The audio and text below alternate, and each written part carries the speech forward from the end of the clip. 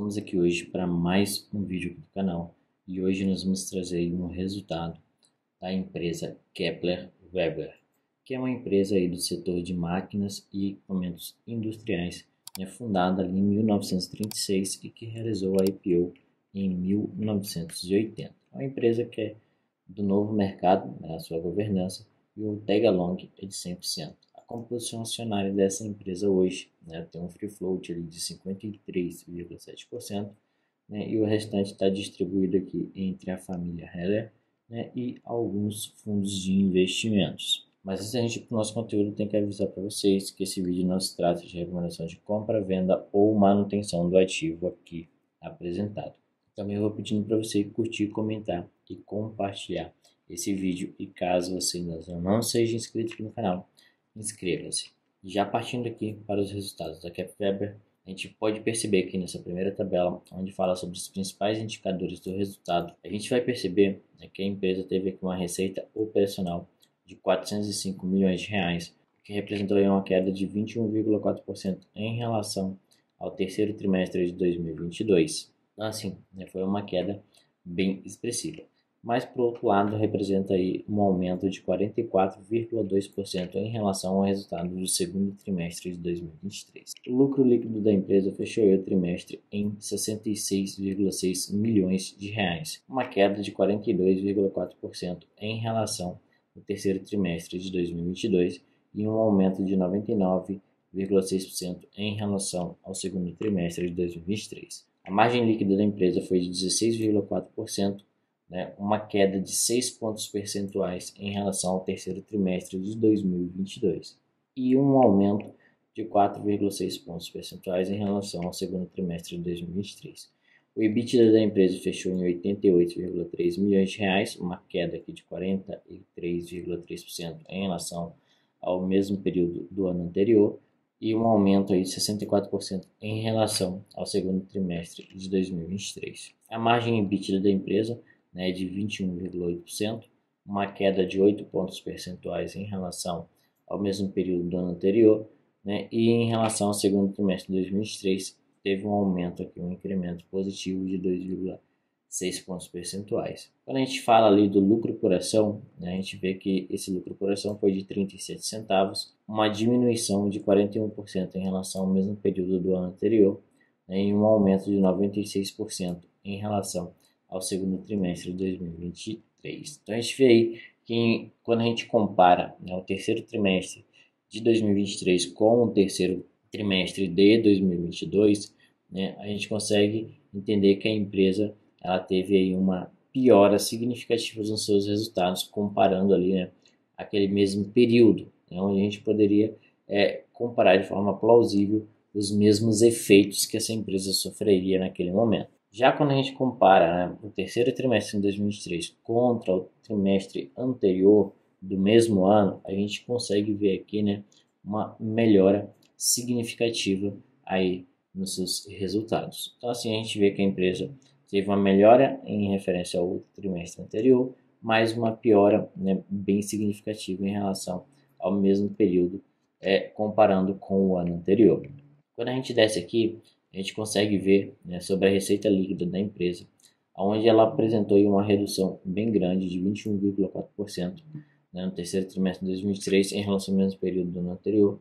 E quando a gente olha esse histórico aqui, buscando lá desde o terceiro trimestre de 2021, comparando aqui receita líquida do mercado interno e o mercado externo, a gente vê que o mercado interno ainda é a maior parte da receita da empresa. E a empresa vem variando aqui entre 8% e 10% o mercado externo.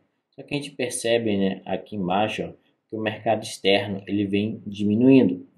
Lá em 2021 ele era 11% e agora no terceiro trimestre de 2023 ele fechou aqui em apenas 8% de participação aí na receita líquida da empresa. Quando a gente olha em valores a receita líquida, a gente vai observar que ela teve aqui um crescimento quando a gente olha lá o período de 2021 em relação aqui ao período de 2023, só que quando a gente olha aqui o terceiro trimestre de 2022 e o quarto trimestre de 2022, a gente consegue ver que a gente teve aqui uma diminuição bem significativa no resultado da receita líquida da empresa.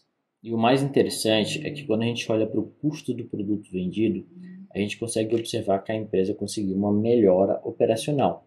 Ela teve uma redução dos seus custos, né, quando a gente compara os períodos tanto do terceiro trimestre de 2023 contra o terceiro trimestre de 2022, ou quando a gente compara ali, né, os 9 meses de 2022 contra os 9 meses de 2023. Quando a gente compara, né, os 9 meses, a gente tem uma redução de 15% no custo do produto vendido, né, que saiu de 838 milhões para 712 milhões. Quando a gente olha aqui, né, nos períodos de trimestre contra trimestre, a gente tem aqui uma redução de 11,5%, né, de 330 milhões para 297 milhões. Essa redução ela se deu principalmente, né, devido aos custos das matérias-primas, né, com destaque em especial para o aço, né, que teve aí um menor preço e com um menor nível também de atividade no período, quando comparado com o exercício anterior. Então, o custo do produto vendido somou aqui 292 milhões de reais e 72,2% sobre a receita líquida da empresa no terceiro trimestre de 2023, o que apresentou aí nessa queda de 11,5%. Então, assim, a empresa teve nessa diminuição nos custos, mas mesmo assim, né, ela ainda sofreu em relação ao seu resultado devido a outros fatores. Quando a gente olha aqui na composição, né, do custo do produto vendido, a gente vê que a maior parte desse custo ele vem dos materiais que são utilizados na fabricação aí dos silos, né? A outra maior parte, né, parcela desse custo é referente aos custos de transformação, que variam aqui, né, entre 18% e 21%. A parte de serviços, né, fica ali com uma pequena parcela de 3%. Essa parte de frete aqui fica ali com 2%, mais ou menos, e outros custos ficam ali na casa de 5%. Então, né, é dessa forma que é dividido o custo do produto vendido pela empresa.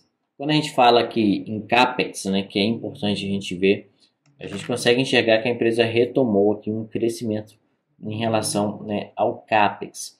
A gente vê que no terceiro trimestre de 2023, eles tiveram aqui um investimento de 14,4 milhões de reais, que é bem maior aqui do que o valor de 9,1 milhões de reais realizados no segundo trimestre de 2023. E também representa aí um crescimento de 20% em relação ao terceiro trimestre de 2022. Mas a gente percebe que é bem inferior, né, ao primeiro trimestre de 2023, onde eles realizaram um CAPEX total de 29,4 milhões de reais. Quando a gente olha aqui, né, nos 9 meses, a gente vê um crescimento no CAPEX de mais de 70%. E onde eles estão realizando esses investimentos? Principalmente aqui, né, no aumento da capacidade fabril, no desenvolvimento de novos produtos, na parte de tecnologia da informação, né, e nas reformas de legislações INR. A gente vê que a empresa está em busca de novas tecnologias de melhoria no seu processo, né, fabril e também no seu processo de entrega dos seus serviços. Quando a gente fala de disponibilidades, a gente vê que a empresa mantém aqui um caixa líquido no terceiro trimestre de 2023, totalizando aí, né, 113 milhões de reais em caixa líquido. A empresa tem um total de disponibilidade de 320 milhões de reais. Então, quando a gente pega essa disponibilidade, desconta a dívida da empresa, ela fecha aí com o caixa líquido. Sendo assim, né, o caixa que a empresa tem é maior do que a dívida que ela tem a pagar. Então, isso é bem interessante. A empresa tem essa gestão de capital já há algum tempo, né, de manter um caixa maior do que sua dívida. E a gente consegue perceber isso quando a gente olha no site Análise de Ações, né, que a gente vem aqui embaixo, e a gente vai aqui na opção de resultados da Kepler 3. Né? E a gente vai observar, aqui nesse gráfico da comparação do caixa da empresa versus a dívida bruta dela, né, que a empresa desde 2019 ela vem sempre, né, tendo aqui um caixa positivo, né, e sendo assim tendo uma dívida líquida negativa. E eles vêm, né, com esse trabalho da diminuição de dívida desde ali do período de 2005, quando eles chegaram no ápice da dívida deles, né, que eles chegaram a ter uma dívida bruta de 381 milhões de reais e uma dívida líquida de 366 milhões de reais e apenas 15 milhões de reais em caixa. Então, desde esse momento, foi um momento em que a empresa passou por um momento muito difícil, né? Eles reformularam as suas estratégias, vieram diminuindo essa dívida deles, até chegar a esse momento onde eles mantêm esse período confortável, onde a dívida ela é menor do que o caixa que a empresa mantém. E eles vêm melhorando nesse caixa, mantendo mais disponibilidades e mantendo essa dívida líquida sempre negativa. E mesmo assim a empresa vem pagando dividendos, tanto que quando a gente olha aqui em cima, né, no dividend yield da empresa, a gente vai conseguir perceber que a empresa vem aumentando bem os seus dividendos. Em 2022 chegou a pagar aqui a 18,28% em dividend yield, né? E agora em 2023 já está com um yield de 11,32%. A gente vai perceber aqui pela cotação, né, que ela é uma empresa que ela tem uma volatilidade um pouco alta. Há umas certas distorções aqui, né, mas depois que a empresa se reformulou, a gente vê, né, que ela varia ali, já chegou a bater aqui mais de R$ 20 em dezembro de 2022 e agora está sendo negociada na faixa de R$ 10. Então, nos últimos 12 meses, ela teve uma desvalorização de aproximadamente 13%, né? E isso se dá muito devido, né, à volatilidade das receitas da empresa, né? A empresa ela acaba tendo uma volatilidade bem grande nas receitas. A gente vê aqui, né, que ela tem períodos onde ela vem com uma receita crescente, né, chega a um certo patamar, a empresa acaba tendo uma diminuição dessa receita novamente, e depois ela volta a ter um crescimento. Muito disso, né, devido ao próprio movimento, né, do agronegócio, com um maior aumento em relação, né, a essa necessidade de armazenamento. Conforme a produção vai aumentando, também vai aumentando a necessidade de armazenamento, e a empresa está aí para atender isso. Mas quando o agro vai mal, né, ela acaba indo mal e ela também sofre, né, ali um pouco dos efeitos em relação à matéria-prima que ela utiliza para fabricar aí, né, os seus produtos, tendo em vista que o aço é um dos principais produtos e conforme ele varia esse preço, né, tendo um preço mais caro, consequentemente eles vão ter um custo mais caro e a empresa vai acabar sofrendo um pouco. Mas a gente vê aqui, né, que é uma empresa sólida, traz bons resultados, vem se negociando aí com um PL de 6,84, né, e ela mantém mais ou menos essa expectativa de PL aí, numa média de 10 vezes. Então é uma empresa bem tranquila, vem aumentando as suas receitas, né, tem essa volatilidade no seu resultado do lucro líquido, de acordo, né, aí com o aumento ou a diminuição do custo do seu produto, né, e também em relação ao próprio movimento do agronegócio. Então, esse foi o nosso vídeo de hoje. Espero que vocês tenham gostado. Aí, né, falando um pouquinho dos resultados da Kepler Weber, né, diz aí nos comentários o que você acha da empresa, se você tem ela em carteira, né, e se você acha que ela é uma boa empresa, né, e tem entregado bons resultados.